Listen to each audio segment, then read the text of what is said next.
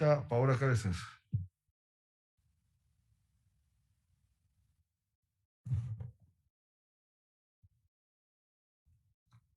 Señor presidente encargado de la sesión, compañeros legisladores, el debate que hoy nos convoca es sobre un asunto en el que jamás podríamos estar en contra.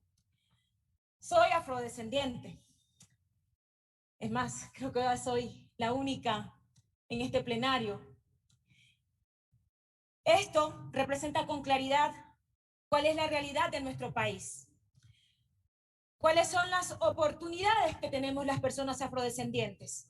No es coincidencia, insisto, que en este plenario seamos muy pocos los legisladores que provenimos de este grupo étnico, y no es coincidencia tampoco que las mujeres afrodescendientes suframos exclusión, discriminación y violencia con mayor severidad.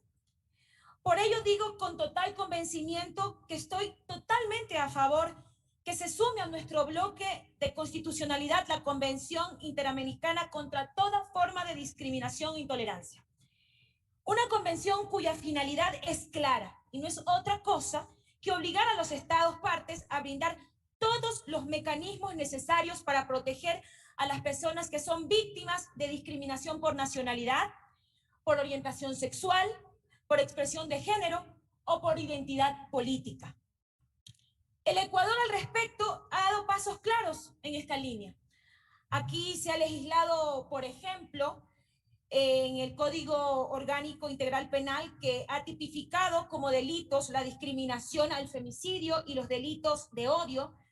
Se ha incluido en nuestra Constitución y en la legislación mecanismos de acciones afirmativas para los históricamente olvidados tengan acceso a oportunidades que siempre les estuvieron negadas.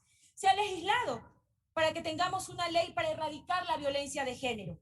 Se han incluido mecanismos para que la paridad de género y la inclusión de los más jóvenes sea una realidad en el accionar público y político.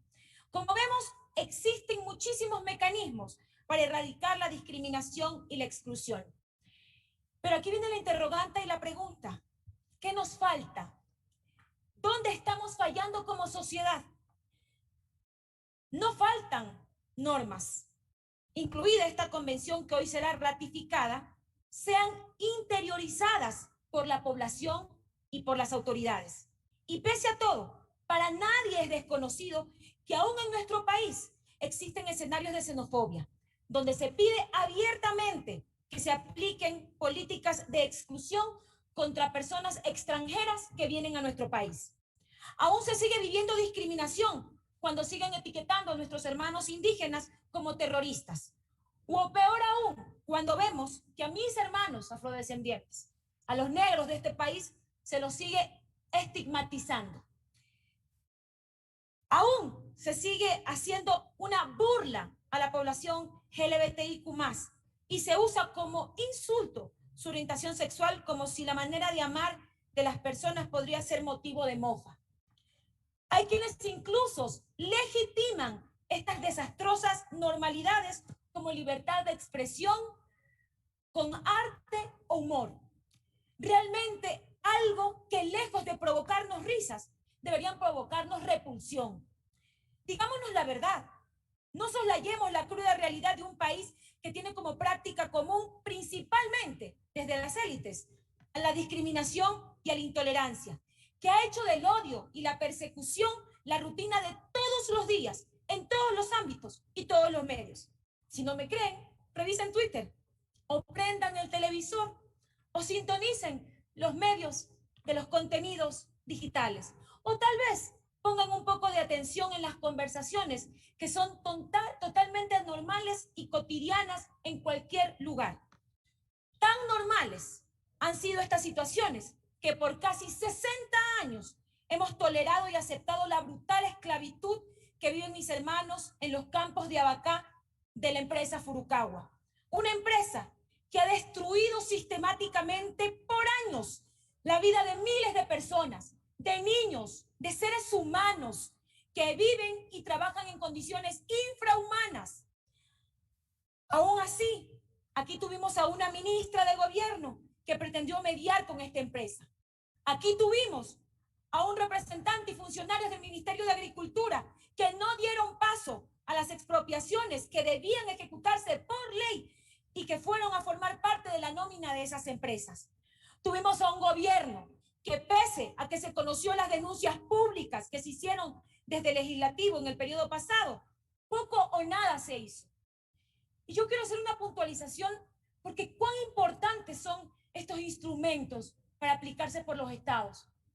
Pero nadie está hablando de la discriminación sistémica, la que está arraigada en los comportamientos y hasta en las decisiones gubernamentales para justamente reducir las inequidades existentes en poblaciones afrodescendientes indígenas.